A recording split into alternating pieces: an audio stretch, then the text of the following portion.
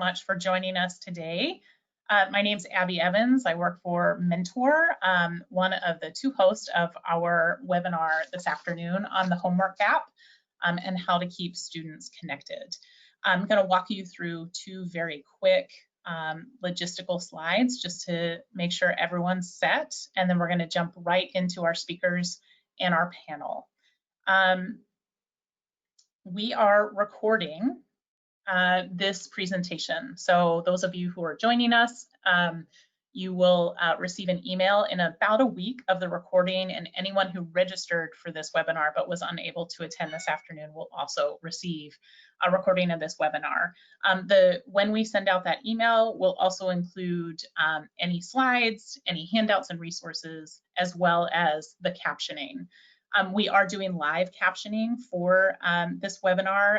The link was on that home slide. We'll drop it into the chat box in just a moment if that interests you. We have everyone on on mute to assure the best sound for our presenters today and for the audience. But we still would love to hear from you. So if you have questions for our panelists, we're starting off with two speakers. So we won't be taking questions for the speakers, but if you have questions for the panelists, go ahead and drop those into the box. And if time allows, we'll be sure to present those to the speakers at the right time. So I have the pleasure now. I'm going to actually stop sharing my screen. It's now my pleasure to introduce Jean Eddy. She's the CEO of American Student Assistance.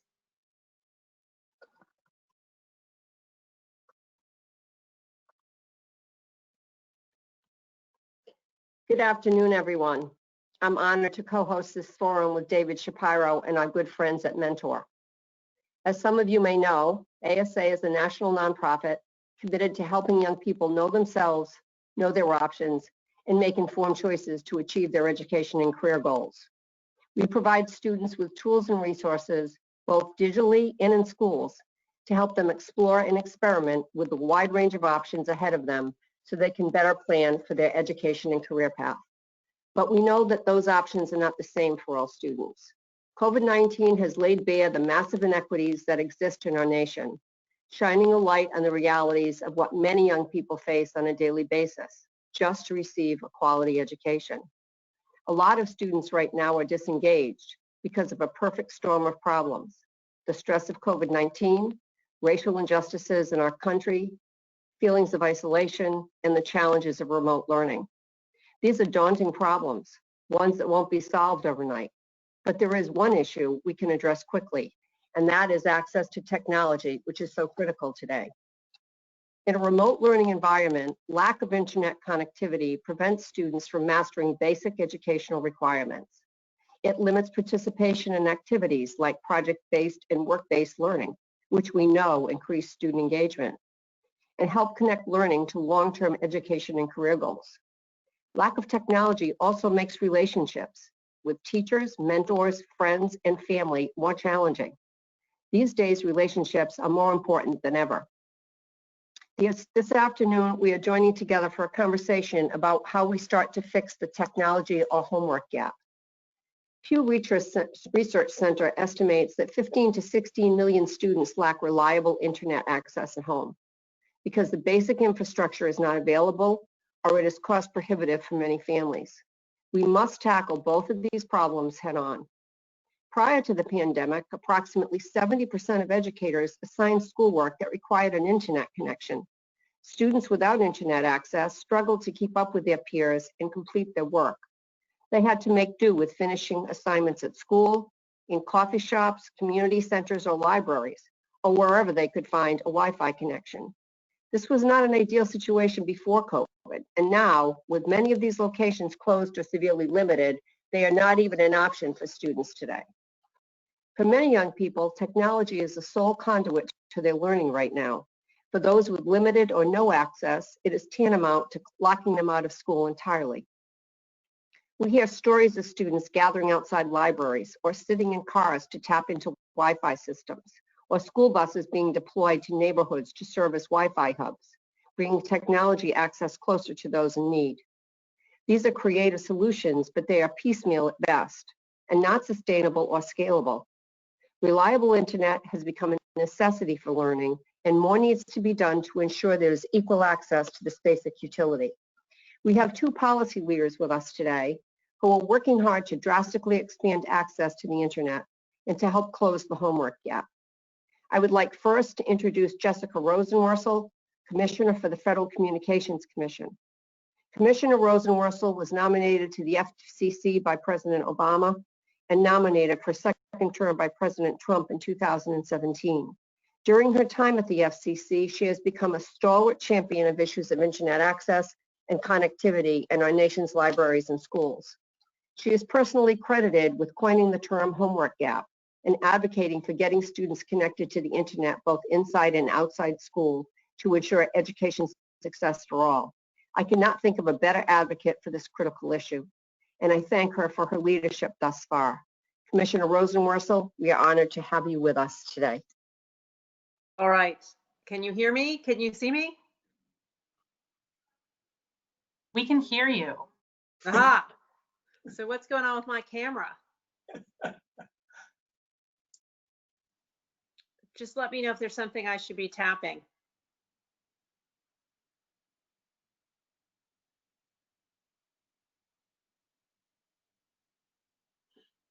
Anything? No, we still can't see you, but All right. we'll try to fix that on our end. I'm so sorry. All right. So why don't I get going? I really appreciate having me here today, even as I appear to you in some blank screen like a voice from above. But here we go. This pandemic has exposed a really hard truth, and it's this: our nation's digital divide is very real and it's very big. And I think nowhere is it as cruel in its impact as it is with students who are stranded on the wrong side of the digital divide and fall into what I call the homework gap. Before this pandemic, 7 in 10 teachers assigned homework that required internet access. But the data from where I work at the Federal Communications Commission shows that 1 in 3 households has no reliable and consistent access to broadband. So when you overlap those numbers, what you get is this homework gap. And it's millions and millions of students who just don't have the internet connectivity they need to do their nightly schoolwork. And then this pandemic starts, and we sent millions of students home and told them to head to class online. As a result, those students who fall into the homework gap have now been locked out of the virtual classroom. This is cruel. It's not just unfortunate. It should light a fire under us to fix it. Maybe you saw that picture of those 2 girls in Salinas, California, sitting outside of a Taco Bell. They weren't there for lunch. They were sitting shoulder to shoulder with laptops in hand, trying to use the free Wi-Fi signal from the restaurant just to go to online class. There are kids like them in every state in this country. And it just seems to me in the United States of America, we can do better. And we should use this crisis to make it a priority to end the homework gap once and for all. We should make it possible for every student, no matter who they are or where they live, to have the internet connection at home that makes it possible for them to fully participate in school, whether that's in the building or with nightly schoolwork at home or through remote learning. And my advocacy at the Federal Communications Commission has been about finding a program in the many programs we have to help fix this problem. And the program that I've noticed is most powerful is a program called E-Rate. E-Rate is the nation's largest education technology program. It's been around since 1996, which is like forever ago in internet terms. And in 1996, the FCC started something. It was this: we funded internet connections in schools in every state in this country. We made it possible for every school to have internet connections to use in classrooms. Well, my take now is we need to modernize the E-Rate program. We need to make sure that the E-Rate program can also give some thought to how those students need to be connected for school at home. In other words, we can have our school libraries loan out wireless hotspots and do creative things to get students modems and routers just to make sure they have the internet access they need to fully participate in school. I feel like if we update the E-Rate program to meet this moment, we can help end the homework gap. And that would do substantial good when it comes to closing the digital divide and giving every student a fair shot in the digital age. So that's something that's been a focus of my time at the FCC. We're not there yet, but I'm proud to be cranky and repetitive about it, because I think the realities of the homework gap have become more apparent to more people in Washington during this pandemic. And now that they have taken notice, let's make sure that we put pressure on the FCC to update the E-rate program so we can fix it. So that's my voice from above, possibly without a video, to describe the homework gap and why it's so important to make it a national priority to address it.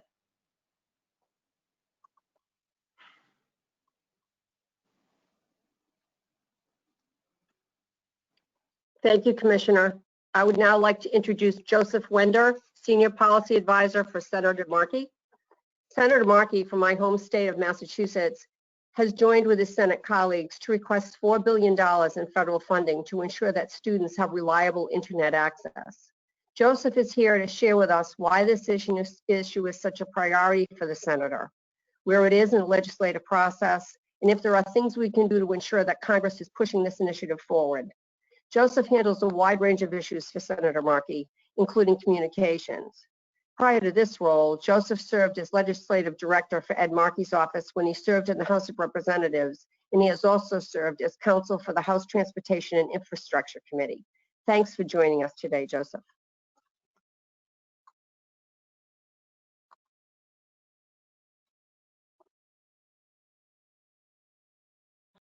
Joseph, we're having some trouble hearing you. Can you check your... You know, there's an irony here, right? You've got Commissioner Rosenworcel, who's a commissioner at the FCC, can't get her video to work. And then you've got me, who handles telecom in the Hill, and I don't know how to turn off my mute button. So it's a real, you know, even 7 months into this pandemic, it's incredible how technology sometimes escapes us. Anyways, what I was trying to say before I turned off my mute button was I thought that Commissioner Rosenworcel put it so well, and it's hard for me to do it any better, in her absolutely eloquent and on point description of the problem we face today. Shortly, I'll talk a little bit about how the senator sees it, and then talk about some of the solutions that we've been working on. Are, you know, we view this as it's not just a homework gap, it's a learning gap, and it's an opportunity gap.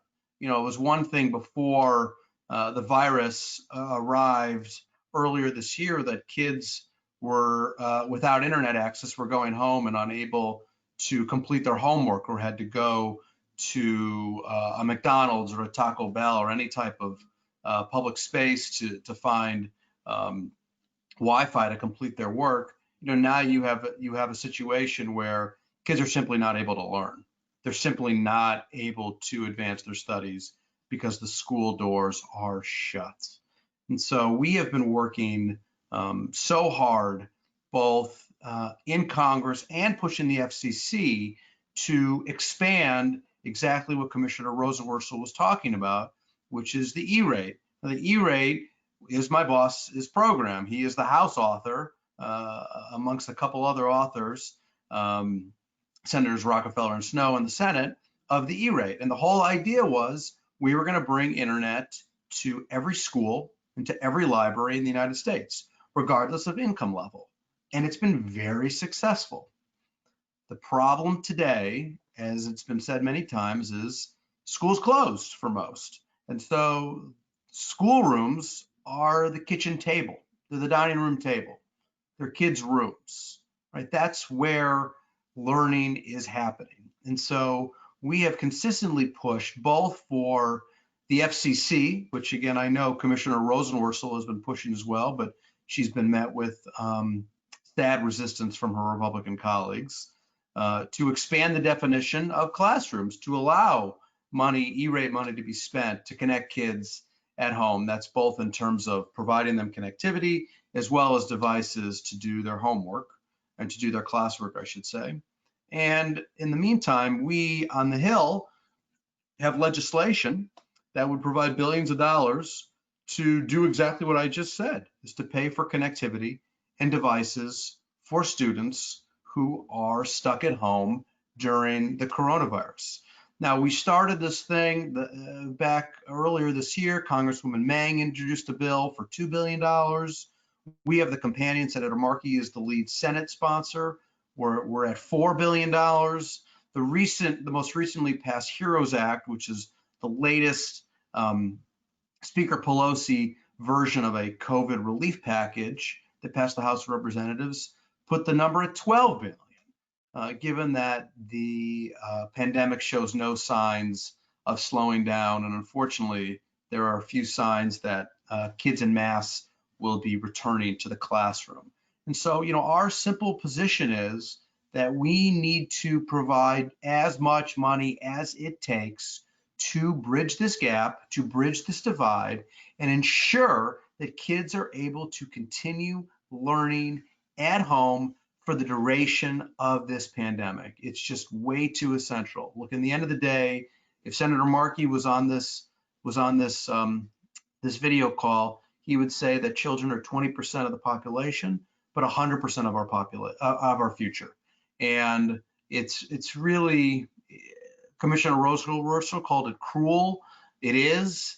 It's wildly short-sighted, wildly unproductive, and wildly sad to have millions of kids at home right now falling behind on their schoolwork, on their classwork, simply because they can't access the internet.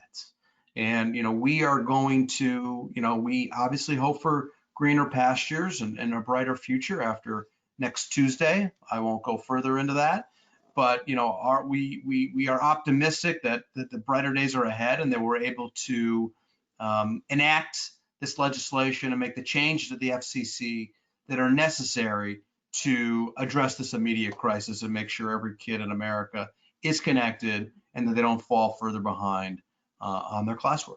And so, again, I just thank all of you for being part of this on the call. And, all I could say in terms of what you need to be doing is keep talking to your representatives and keep talking to your senators. Indeed, the pandemic has laid bare how essential and necessary broadband is to not just learn, but to work and to receive medical care and everything else. But certainly, if at minimum we're going to do something, it's unconscionable not to connect the kids in this country to the internet so we can keep learning throughout the pandemic. So keep your voices up, keep your voices being heard. And I promise we will get this done. It's not a question of if, it's a question of when. So thank you all for inviting me onto this call. Joey, I want to thank you so much for being with us, for the Senator's leadership. I want to thank you also and thank Commissioner Rosenworcel as well. Often this is about innovation, right? It's about inventing a solution. It's about disrupting and all these words we like to use. This is not one of those times. This is a time that's about political will. The solution is in our midst. And certainly our awareness of the issue, our empathy, and maybe that will lead to our will, have made this real through the pandemic. But we are, for a moment of optimism, this is a moment where it's not that we don't have the tools or the resources, the ideas, we just need the will. So thank you for creating that infrastructure. And we promise as citizens and constituents and nonprofit sector leaders and private sector leaders to push for the scaling of this solution. So thank you so much, Joey, and Senator Markey, and thanks, Commissioner Rosenworcel. I love the phrase cranky and repetitive. I will use that from now on in my work as an advocate. My name is David Shapiro. I'm the CEO of Mentor. I'm gonna shift to the panel here, but I'm first gonna thank Jean Eddy and American Student Assistance. We launched a major partnership with ASA almost a year ago. And so much of the work we have done in this time, the resilience we've been able to show as an organization, and the way in which we've been able to lift up issues, most recently together, lifting up a panel on how to get through this summer, upholding our covenant with young people around work-based experiences, but just basically figuring out how we can show up for our young people through this time and beyond, and what it reveals to us. And ASA and Jean have been a beacon of making it possible for us to do that. and lifting up their expertise, putting their shoulder to the wheel with us. So I thank Gene and ASA. We have an awesome panel here, and I'm going to ask Kevin, Brenda, and Noel to turn on their cameras while I just offer a little bit of brief of sort of framing remarks, and then I will start to sort of give them the floor to introduce themselves and the way they come at this issue, and then ask them a few questions. I think so much has already been said, right? But I think that what sort of brought us into this conversation, and let me sort of hold, right? Let me hold very clearly for you.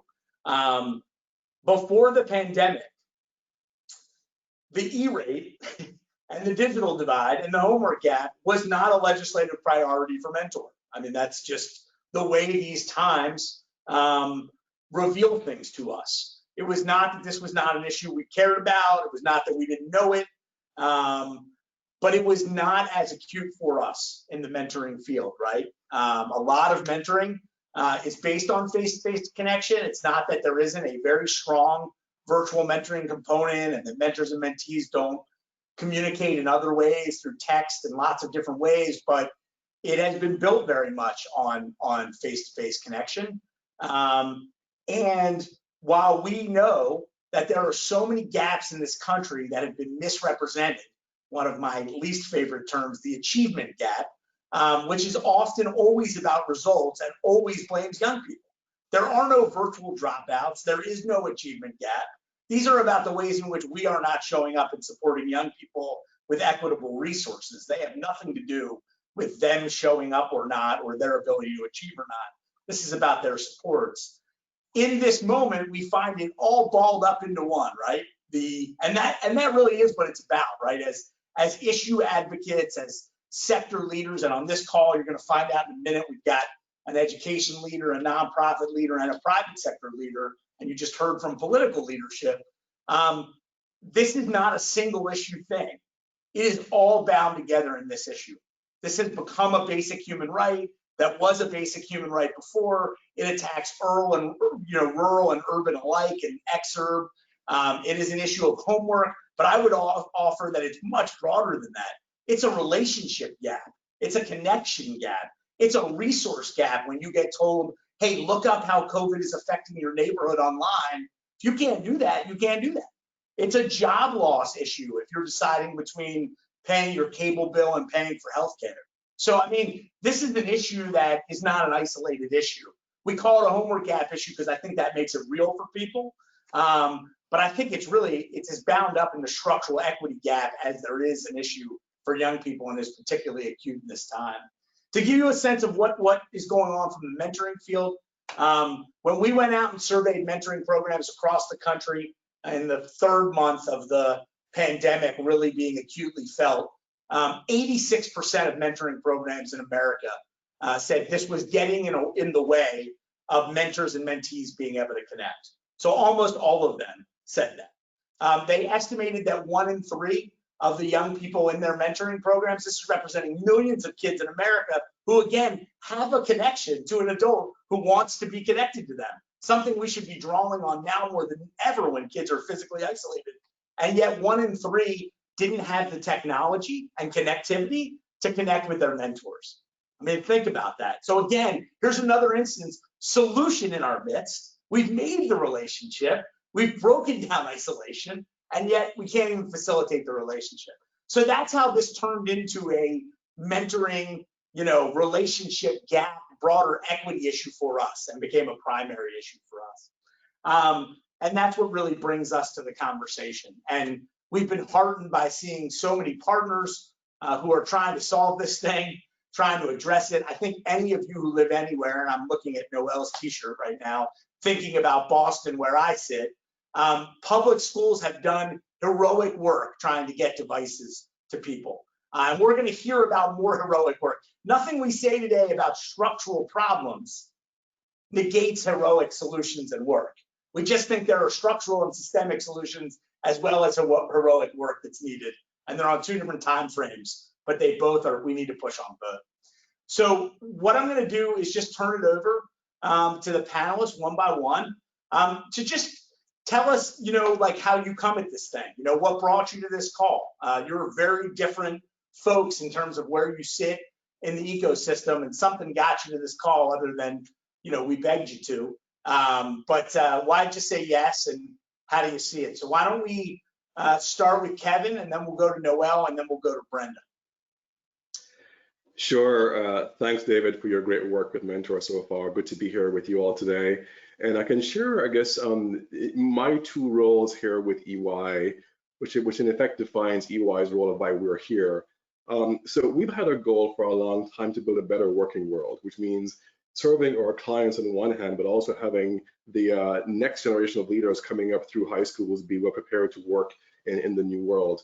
And so part of my job is to lead a program called Ripples for EY New York, which had a very simple goal to impact 1 billion lives by 2020 through volunteering and mentoring in the next 10 years. But with that too, we've seen, like you have seen here on this call in the last 6 months, the advent of COVID, racial equity dialogue. We wanted to have a really big play in making a difference in the country, marrying our work before COVID on mentoring something new. And we thought that one thing we can do as a firm is we can leverage the power of our talent of people inside the firm, or funding, and also our talent of mentoring across our clients to try and construct a solution that helps the families who are in the homework gap. And so I get to be the America's lead for that program, working with our clients across 40 cities right now, with the goal to get families who are currently offline, online, and even more importantly, the right future skills for the new era of the economy. So I'll pause there and have some of us go and then share their story as well. Go ahead, Noel. Thank you so much, Kevin. Oh, you might be muted, I think, Noel, which, by the way, that just makes it an official call when someone is muted. Or maybe we have a bigger issue. If we do, then we can go to Brenda, and then we can maybe come back. Does that make sense? We're still not getting you. I'm sorry. Now I just had a voice tell me I'm unmuted. There we go. You're all good. So I think that voice has the name Abby Evans. She's like the wizard behind the screen, outing your little secret wizard there. I am here first and foremost because I work for the organization AASA, the School Superintendents Association. We represent the nation's public school superintendents. I've been with them for 13 years, and I think I've known Abby Evans of Mentor for about 12 of them. So when Abby reached out to say we're having a webinar and we want to talk about homework gap, I couldn't say yes fast enough. So when you represent the nation's public school superintendents, they've been a little busy lately. They know how to run a school system. It's what they do day in, day out. It's the work to do so in the middle of a pandemic that has really highlighted the leadership that's been going on at the state and local level in response to the pandemic, and then in particular as it relates to opening schools safely for staff and students. And at the corner of opening schools is internet, is the homework gap. And as we talk with the superintendents and they let us know what it's like in the trenches, what has become very clear for us is that the homework gap isn't new. Homework gap is not some new crisis. It is education's worst kept secret that suddenly has a spotlight on it, because when the nation's schools are closed for the safety and wellness of staff and students, you need to do remote learning. And to do remote learning, you need internet access. And what was a homework gap is now just a learning gap, because the kids can't do their homework, but they also just can't do their learning. And it's even more pervasive or more problematic in this context because it's all day, every day. It's one thing to, we've all seen those headlines where the kids are sitting at McDonald's to do their homework, and we become so desensitized to that it's kind of, okay, well, we're working to fix the homework gap. Well, we quantified it. The homework gap is 12 million students. The nation's public schools educate 50.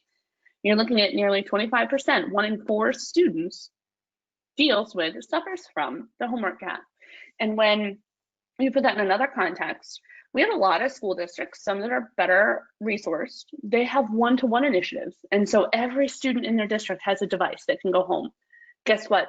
Even those school districts have a homework gap because they can't guarantee that every child has internet at home. So internet, homework, learning gap is everybody's issue. And it goes to what David talked about in his framing comments as well. Internet is the foundation of learning access right now, right? But when you think about what E-Rate is, it's one of 4 programs in the broader Universal Service Fund programs, right? And those are all about connectivity, because connectivity matters to civilian and citizen life. And so, yes, it's about our students being able to access their learning, but as those students I don't know, turn 18 and want to register to vote for Tuesday, they do so online. When their parents who are unemployed because of the economic downturn related to the pandemic need to do job searches, it's not 1991. They don't go to the yellow pages and do a dial-in on the phone. They're going to look in the internet, and that's where the Lifeline program becomes a partner here. So yes, I'm here, and this, when it's a pandemic, your public schools t-shirt becomes your official work uniform. So yes, I'm here and I'm on brand, and it's about homework and supporting education for students, but this is a resource and structural inequity that absolutely correlates to race and income levels. And we want to have the conversation for the purposes of this webinar, but also have the broader one. And so again, happy to join Kevin and Brenda and follow on the comments of the commissioner and Joey, and just looking forward to the rest of my time with you today. Thanks so much, Noelle.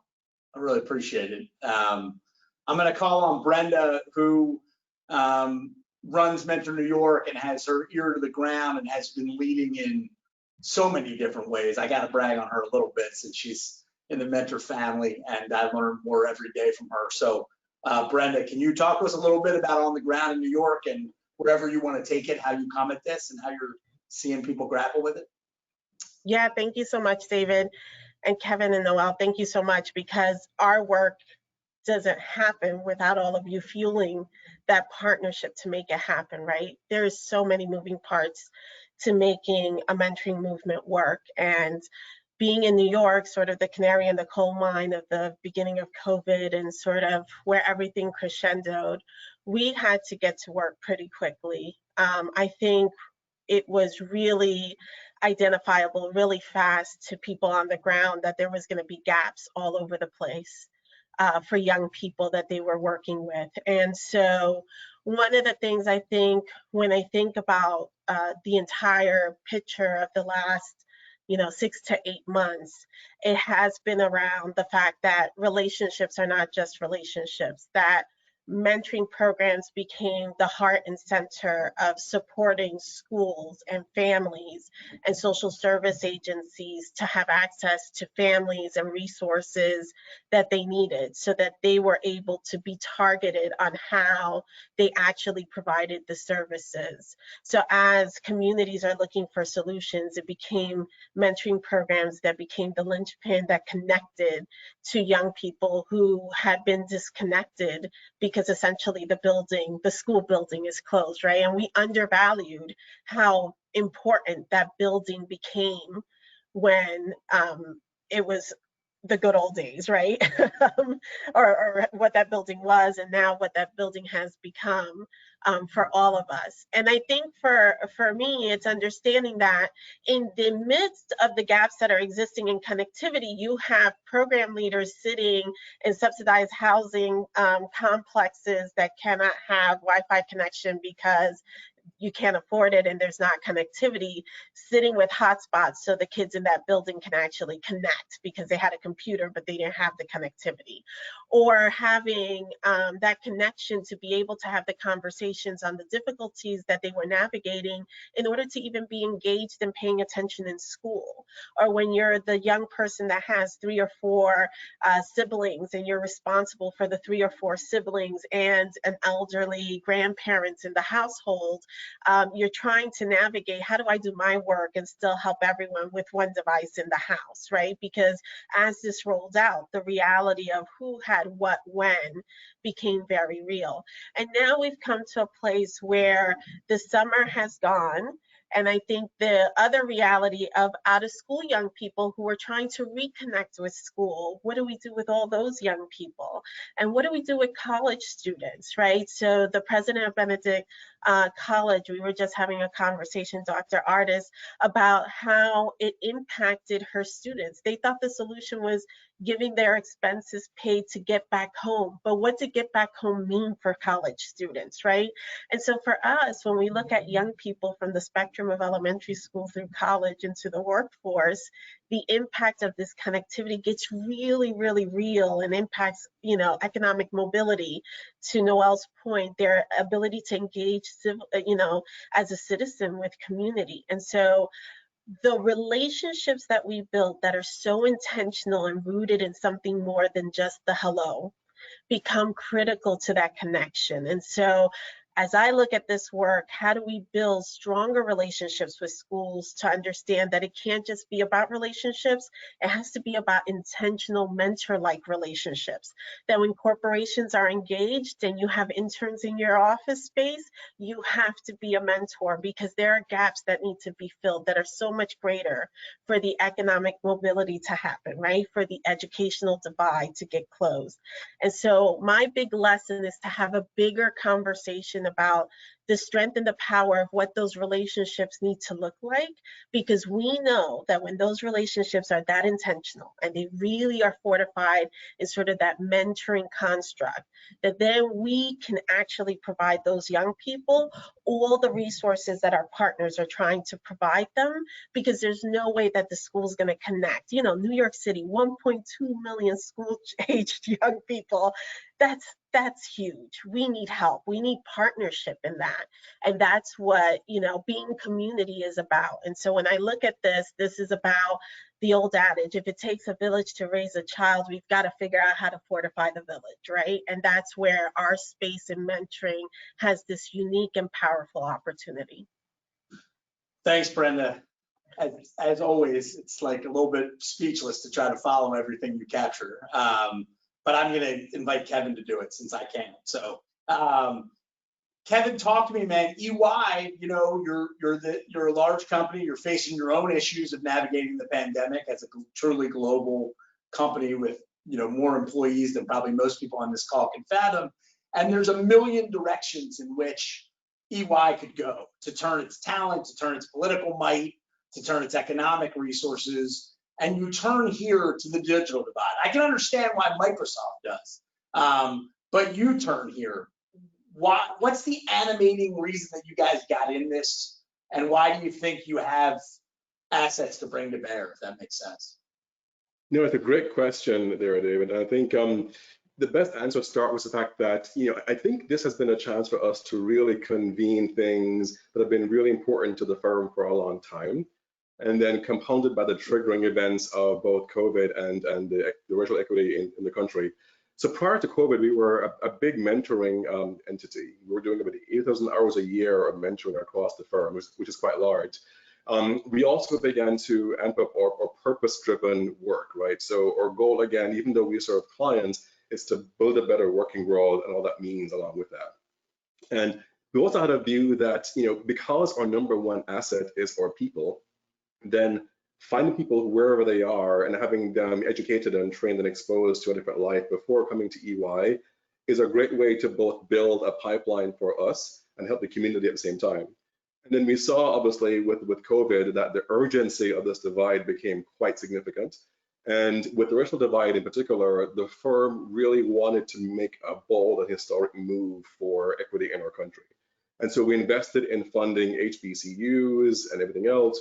And therefore, my boss's goal to me was, she said, Kevin, this is our chairman, she said, you have to treat this like your number one VIP client and use the biggest power of the firm, be it our relationships or whomever, relationships, lobbyists, and funding, to try and find a way to convene the folks who have what we need and have the families who get their benefits over time.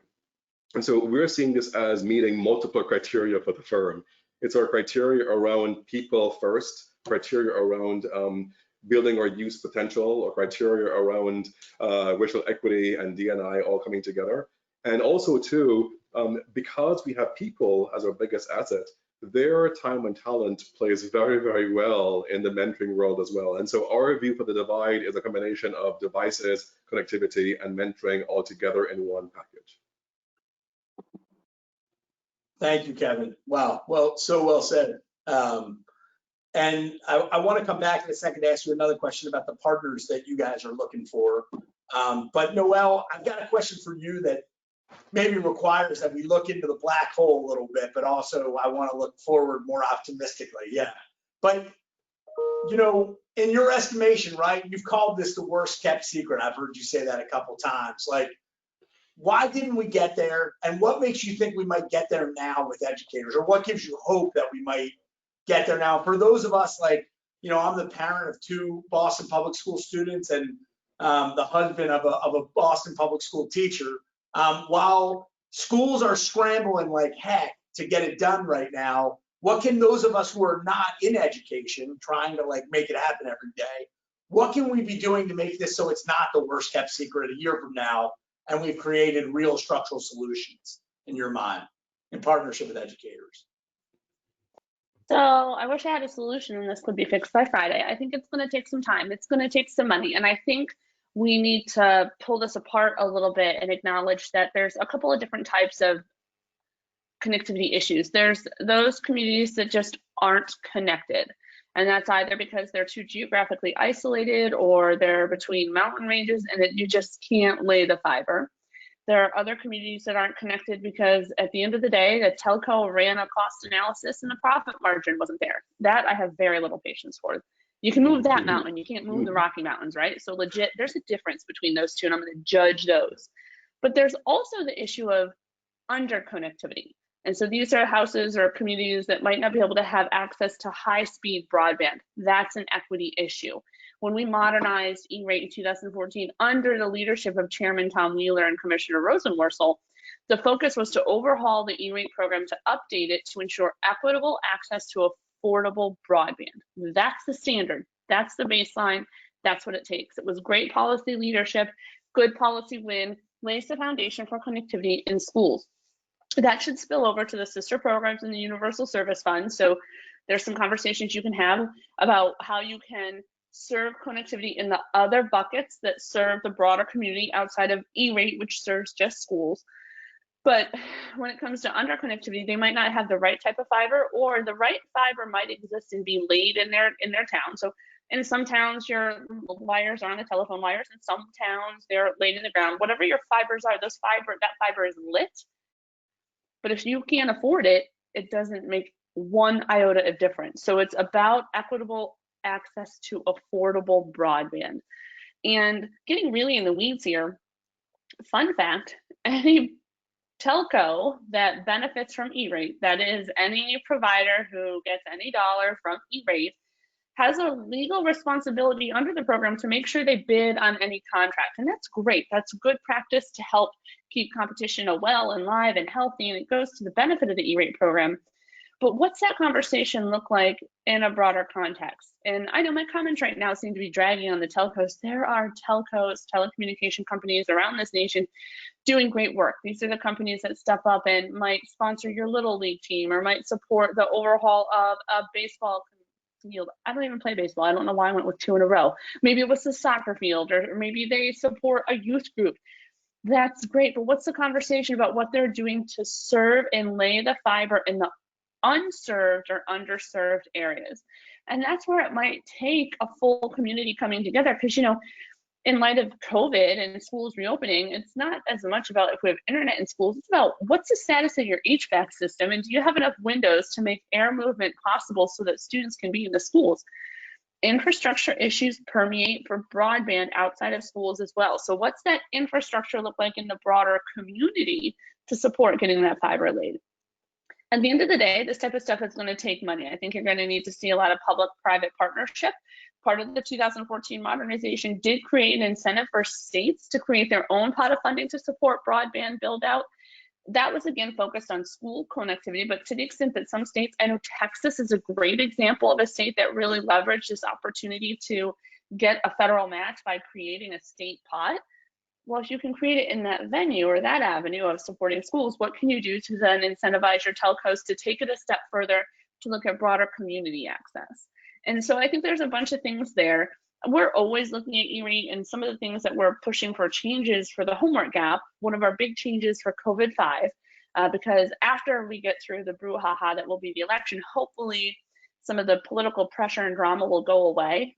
I don't know, and Congress will move on the 5th COVID package, and some of the language that we've been able to successfully navigate and advocate for, mentors there. This is why Abby knew to talk to me, because I've seen her in those circles. It's about getting the money to E-rate and through E-rate, because that's the existing program. That's a construct that governments at the state and local level know how to draw those dollars down. But it's also an ask for some flexibility. So right now, E-rate dollars can really only be used for providing internet in schools. But the push for homework gap is We want to open E-rate dollars up to allow them to be used for other purposes. So can schools use their E-rate dollars to help provide hotspots for students or to buy more internet-enabled devices so those devices can go home with students? This is absolutely about making internet available at home. Now, that cannot be a permanent fix. We will get a backlash like none other from Capitol Hill, because that would be extreme mission creep. But to the extent that we can get that flexibility in the short term to help address this pandemic issue, we will absolutely learn lessons about what part of that might make a good carryover, because to the extent that this is a short-term set of fixes, K-12 school is not going to look like it did 10 months ago. And so we need to expect we need to know what the new reality is going to look like and what that a real-time E-rate looks like to support both its original function of internet in schools, as well as what its function might be in conjunction with rural healthcare, Lifeline, and high cost, the other elements in the Universal Service Fund program, to bring together E-rate or internet access to support homework. And I know you asked me what it's going to take, and that was a very DC answer because it's a lot of things moving at once, and all of it is money, collaboration, bipartisan support, and compromise. We don't have a lot of those right now. Maybe next week. Yes, thank you. And I think if it was simple, it might have been solved. So I expected a complex answer. You talked a little bit about civic infrastructure, which is a phrase we use here a lot at Mentor, and the way in which, you know, our young people are able to be intertwined with our adults and with opportunity and trying to do multiple things at a time to support and provide opportunity and pathways. Brenda, can you talk about and you can go wherever you want with this, but as you think about talking to the mentoring field about why this issue matters for us, can you just speak to that a little bit and what you hope from the mentoring field around this? Yeah, I think the reality is that a lot of our infrastructure is up in the air as well, right? You have most of our programs working virtually, having to support staff virtually, having some type of hybrid reality happening throughout the state. And the reality that not every parent feels comfortable with the connection yet and the safety around that, or even the mentors for that matter, right? Everybody has to exercise safety throughout this experience. So it puts programs in this unique place of having to look at what their own sort of service structure or their own business service structure is going to look like for this to work. And so we've already had sort of the introduction of what is, you know, recruiting mentors and an intake process and safety look like for programs as we're doing the more formal sort of structures. And then as we move into the informal structures, what does it look like when there's a lack of connectivity on both sides, both from the mentors end and the mentees end, right? And so the reality has become that I think as a network of mentoring programs and youth development programs, we have to start having the conversation about who's going to start investing differently into this infrastructure and how do we advocate for that piece, right? Because to Noel and Kevin's point, even if we went back to normal, it's never going to go back to 100%, not in the next 12 months, probably not in the next 18 months. And do we actually create relationship deserts in that process, right? Or do we get really innovative and start moving the needle on the conversation? So while Noel is doing this amazing work on the ground with policy, and Kevin is trying to figure out how to make sure that they're connecting those resources, how do we give funders and foundations to look at the essential infrastructure of these programs need to be reinvented and innovated so that we have those connections and all the things that will come because of that into the future, right? And so there's this real reality that now we can expand who is actually connecting with young people, how young people are connecting. What does social capital look like now when the world is my oyster if I'm connected through broadband and hardware that actually is functional and working? And so I think there's this amazing opportunity where the sky's the limit. We've got to come together as a movement to say this is where we're headed and stop suffering it in isolation and say how together do we start to bring funders, corporations, and schools to say it's different, we can be a part of it, how do we build for it? Love it. Thank you, Brenda. Kevin, and then I'm being told I'm okay to just keep asking you questions, so I'm going to keep doing that until Abby tells me I'm not. Right. So I follow directions well. That's one thing I've learned. So Kevin, I want to give you, this might be our final answer depending on time, and then I'll wrap us. But it's sort of a two-parter. You can answer whatever part you want. But one, what are you looking for in partners, like to complement what EY brings to the table to try to address the crisis right now? And then two, are you looking for others in the private sector to join you, other companies, or are you just focusing on what EY can do around this? Sure, great. Yeah, so the short answer is yes to all the above. But for who we're looking for, we have defined 6 different circles of people that are key for this process, right? Very simply, very obviously, if you are a telco company, you're in one key category. If you manufacture computers, you're in a different category as well. Any company that wants to offer mentorship people, right? And then the other part that's tricky for us is our portfolio of clients, even beyond those 2 categories, spans a very broad spectrum of companies. And they can either offer, they have literally cash available to support this, or they want to procure computers or whatever else. And it sounds like to me, more than I thought, more companies based on the last 6 months are feeling the need to do something, but they are afraid to act because it's so big of an issue and afraid to go it alone. And so we're finding our message of, hey, listen, come work with us, work together with us, we'll figure it out together and make it happen. It's really playing well in the market. And so we want individuals who can either offer the physical things we need, like connectivity or devices or people, but even more importantly, to the points earlier by Noel and Brenda, the power of evangelizing the story about the urgency of this need is really critical. Individuals can make an impact wherever you are, either by personally giving funding to pay for someone's devices or personally volunteering. And so our belief is that as a business owner, we have proven we can move mountains to get to our quarterly earnings results, right? We always do it. And therefore, applying that same force to the right issues in society could be equally effective. And so we're trying to get to a place where the concept of us working in society together with each other is the right thing to do right now. So.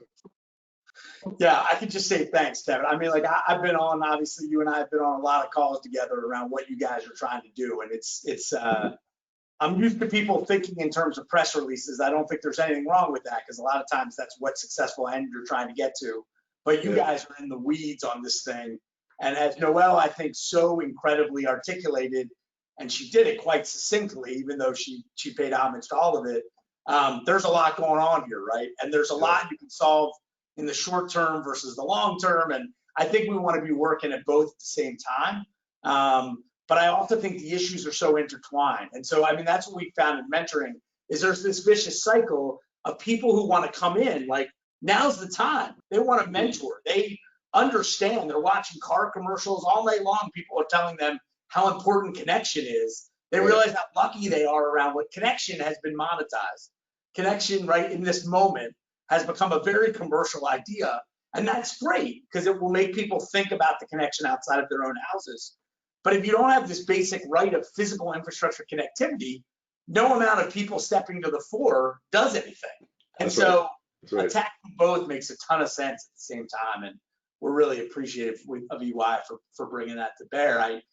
I would also ask those of you who are on the phone, one of the things I think you're going to find, and I find it all the time right now in the Twitter sphere, is even when we do focus right now on young people and students, the entire focus is on learning loss. So you have people talking about we need a national tutoring corps and things like that. And that is great. That is great. But we are again making the same mistake we always make, which is to think that the mind can be approached without approaching the heart. This is heart, mind, and stomach. We have to approach food. We have to approach certainly learning. But if we don't approach the trauma and the things that young people have been through, especially in this time, and the things that they are processing, that they are seeing, there is no learning to be saved.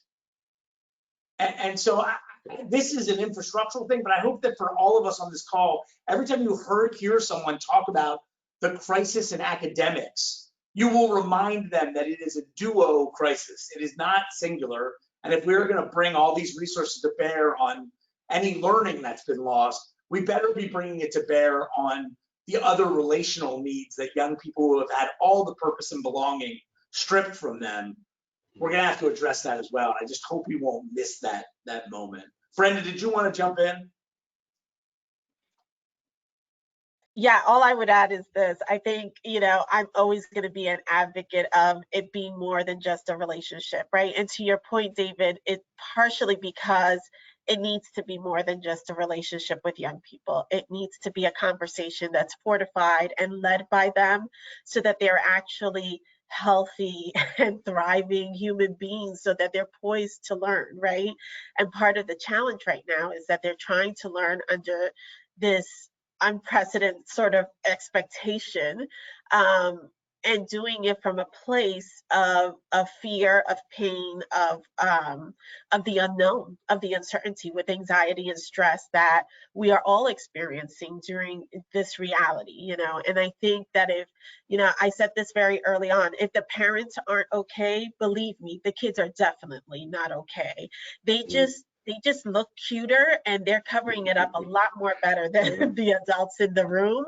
But, resilience only goes so far. And I think we've got to make sure, to David's point, that we're addressing that part, because we're going to lose the grit and the resilience that our young people will have because we haven't actually supported or developed it further. So here is my promise to all of you on this call, from Mentor and from Mentor New York and from our affiliates, which is that, this is our issue now. This is an additional issue for us. We will continue to work on, protecting and expanding funding for mentoring and getting more corporate partners like EY involved and getting the educational sphere to be our partners, as they always are.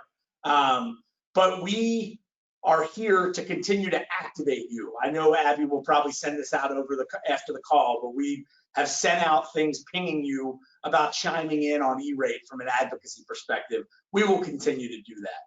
We will continue to listen to our educators about what they need, and ping you on that.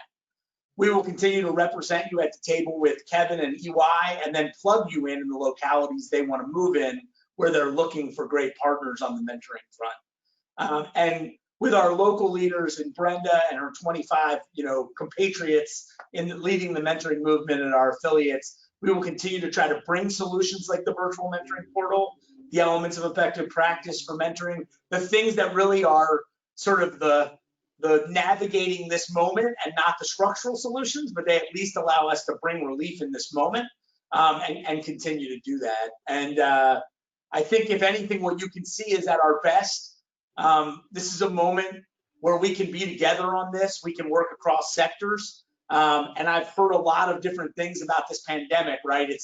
It's a mirror to our inequities, to the best of us and the worst of us. It's a portal to build it back better to a more equitable world. God, I hope so.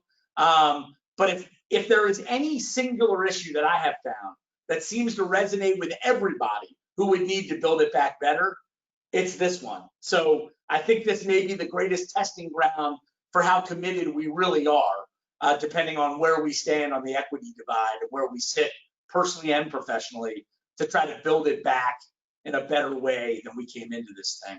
And so I hope this is our test, and this is where we show ourselves to be triumphant around closing equity divides that ail us. So I'm grateful to all of you. Thank you for being on the panel. Thanks for everybody who listened and chimed in. And we always say in the mentoring field, you act on your values with your time, and you spent an hour with us. So we're really appreciative. And thanks to everybody. We'll let you go. Thank you, Kevin. Thank you, Brenda. Thanks, Noel. We really appreciate it. Take care, guys. Thank you, David. No,